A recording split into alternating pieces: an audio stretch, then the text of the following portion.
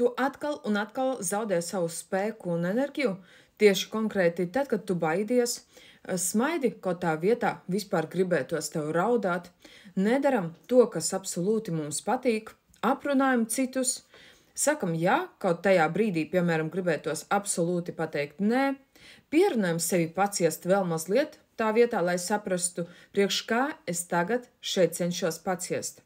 Apvainojamies tā vietā, lai pateiktu, kas mums ir svarīgi.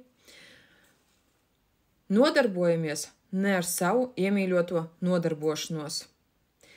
Cilvēks nav interesēts, un mēs tāpat turpinam, pēc kaut kādiem iedomātiem iemesliem, turpinam ar šo cilvēku komunicēt. Cilvēki apkārt tev pārsvarā runā par kaut ko negatīvu, tiek runāts ļoti daudz par politiku, tarifiem, cenām, sastrēgumiem uz ceļa.